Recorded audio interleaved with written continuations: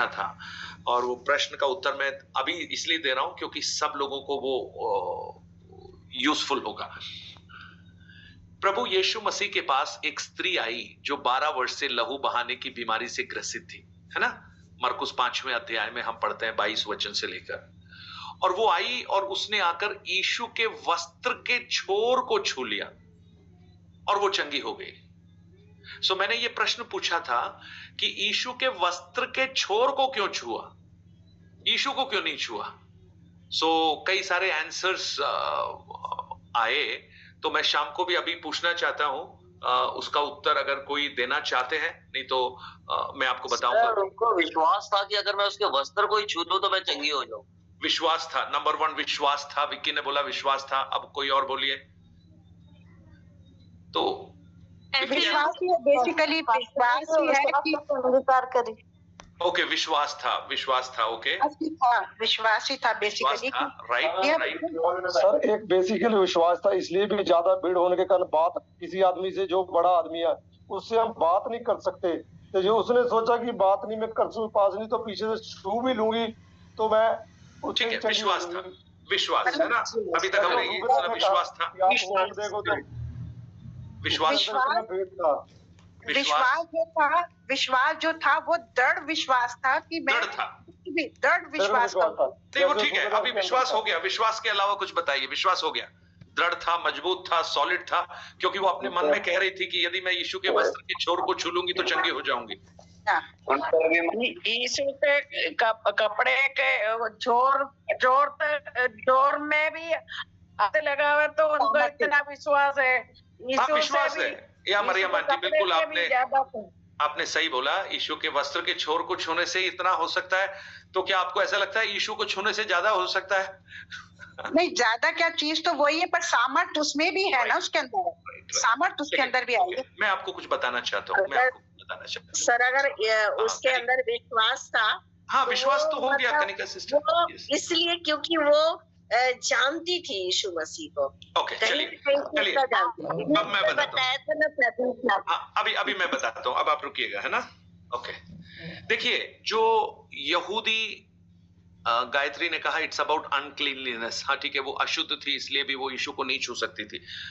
देखिए, यहूदी जो परंपरा में जो रबी होते हैं, रबी है ना, जो याजक, यीशु याजक थे, यीशु रबी थे, नाजीर थे। आपको याद हो, नासरी, नाजीर, वो नासरत के थे, नाजीर थे, उनको अलग किया गया था, तो उस सेवा के लिए अलग किया हुआ था। उनके जो वस्त्र होते हैं वो विशिष्ट वस्त्र उनके होते हैं, वो साधारण वस्त्र नहीं होते जैसा हम लोग पहनते हैं। तो याजकों के जो वस्त्र थे, जो रबी जो वस्त्र पहनते थे, उनके वस्त्र पे जो लटकन होती थी, लबादा होता था लंबा, और वो काफी फैला हुआ होता था, गाउन की तरह से समझ लीजिए। और उसमें नीचे की तरफ उसके जो किनारे होते हैं वहां पर झल्लरें लगी होती थी, झल्लरें, वो मैं अभी आपको बताऊंगा, झालरें। और ये जो याजक लोगों का जो पद होता था, उस पद के अनुसार उनकी झल्लर का साइज होता था, उसकी चौड़ाई होती थी। आपको याद है, यीशु मसीह ने भर्त्सना की उन लोगों की। उन्होंने कहा, तुम अपने कपड़ों की कोरों को, कीरों को और चौड़ा करते हो, ताबीजों को बड़ा बनाते हो, जिससे लोग समझे कि तुम अधिक धर्मी हो, है ना। तो वस्त्र धारणा, अभी आप सोचिएगा, जैसे जो पुलिस वाले होते हैं ना, जैसे इमानुएल जी पुलिस में है, तो पुलिस वाले जो होते हैं उनकी रैंक का पता उनके स्टार से पता लग जाता है ना। उनको बताने की जरूरत नहीं है कि मैं कौन हूं, लेकिन उनके जो स्टार होते हैं उससे पता लग जाता है कि वो कौन है। ऐसे ही जो रब्बी होते थे, याजक थे, उनके वस्त्र की धारणा से समझ में आता था वो कौन है। और ये जो वस्त्र था, वो वस्त्र पता है, जैसे आप एक सूट पहनते हैं तो सूट का जो हिस्सा जो लटका होता है, उसके छोर पर लटकन होती थी, लटकन। आपकी चुन्नियों में कईयों में होगी, अगर किसी का है तो एक बार दिखा दीजिए, वो धागा सा लटका होता है ना, धागा सा। आजकल साड़ी में, साड़ी के पल्ले में, साड़ी के पल्ले में भी होता है ना, लटकन होती है। किसी के पास चुन्नी है जो दिखा सके? मेरे पास तो नहीं है, मैंने सोचा था मैं लेके रखूंगा, लेकिन वो हाँ, ये देखिए ये कनिका सिस्टर दिखा रही है। मैं एक बार स्पॉटलाइट कर रहा हूं, आप दिखाते रहिएगा। ये देखिए, ये है ना, ये दिख रहा है ना आपको, ये लटका सा धागा, तो अब क्या था, ये जो धागा होता था ना, ये लटका धागा, ये ऐसे ही नहीं होता था कि डिजाइन के लिए ऐसे ही रख दिया है। इसकी खास महत्वता थी।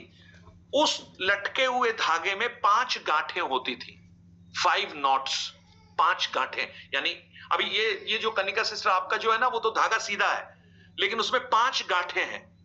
ये 5 गांठें व्यवस्था की 5 पुस्तकों को बताती है। अब देखिए, अगर गांठें 5 होंगी तो उनके बीच में 4 स्पेस होंगे। 5 गांठ, 4 स्पेस। 4 जो खाली जगह है वो याहवे के नाम को दर्शाती हैं, YHWH, याहवे। और यानी ये जो वस्त्र है व्यवस्था को प्रकट करता है। अब आप मेरे साथ गिनती की पुस्तक, उसका 15 अध्याय, उसका 38 से लेकर 40 तक वचन को एक बार पढ़िएगा। ये होती है झल्लर। हाँ, ये बिल्कुल ठीक दिखाया। एक मिनट अनीता सिस्टर, मैं आपको स्पॉटलाइट पे करता हूँ। ये है झल्लर। यस यस, ये जो दिख रहा है ना नीचे लटका हुआ, इसमें 5 गांठें होती थी। और 5 जब गांठें होंगी तो बीच का स्पेस 4 होगा, है ना। तो 5 किसको दर्शाता है? व्यवस्था की 5 पुस्तकों को, उत्पत्ति, निर्गमन, लय व्यवस्था, गिनती, व्यवस्था, विवरण। और उसके बीच में जो 4 जो स्पेस है वो किसको दर्शाता है? याहवे, परमेश्वर का नाम, YHWH। अब पढ़िए, देखिए गिनती की पुस्तक, उसका 15 अध्याय 38 से लेकर गिनती की पुस्तक, उसका 15 अध्याय 38 से लेकर 40 तक। इजरायलियों ने कह कर कि ये अपनी अपनी पीढ़ी के अपने बस, हाँ 38 से, ठीक है, पढ़िए। हाँ, इजरायलियों से कहे कि अपनी पीढ़ी से में अपने वस्त्रों के कोर पर झालर लगाया करना, और एक एक कोर की झालर पर एक नीला फीता लगाया करना, और वो तुम्हारे लिए ऐसी झालर ठहरे जिससे जब जब तुम उसे देखो तब तब यहोवा की सारी आज्ञाएं तुमको स्मरण आ जाए। जब बस अमित, जब तुम उसे देखो, किसको देखो? उन वस्त्रों को देखो, तो तुम्हें क्या स्मरण आए? यहोवा की सारी व्यवस्थाएं, सारी आज्ञाएं स्मरण आ जाए, और तुम उनका पालन करो, और तुम अपने अपने मन और अपनी अपनी दृष्टि के वश में होकर व्यभिचार करते ना फिरो जैसा करते आए हो, परंतु तुम यहोवा की सब आज्ञाओं को स्मरण करो और उनका पालन करो, और अपने परमेश्वर के लिए पवित्र बनो। तो ये जो झालर, जो गांठें होती है ना, वो जो वस्त्र में लगी होती हैं, अगर उनको आप गांठों को टोटल करेंगे तो टोटल होगा 613, 613। और 613 पता है क्या है? व्यवस्थाएं हैं जो पुराने नियम में परमेश्वर ने अपने लोगों को व्यवस्था के रूप में दिया था।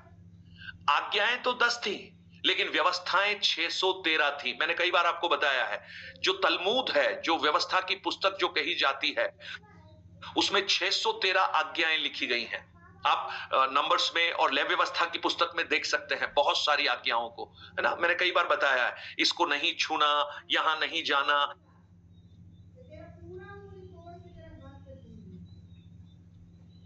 रीति रिवाजों के बारे में, आराधना के बारे में, 613 आज्ञाएं। तो ये वस्त्र में जब कोई देखता है तो क्या याद आना चाहिए उनको? ये वस्त्र में झालर क्यों लगाते थे वो? कि इसको देखकर परमेश्वर की व्यवस्थाएं स्मरण रहे। यानी जब एक रबी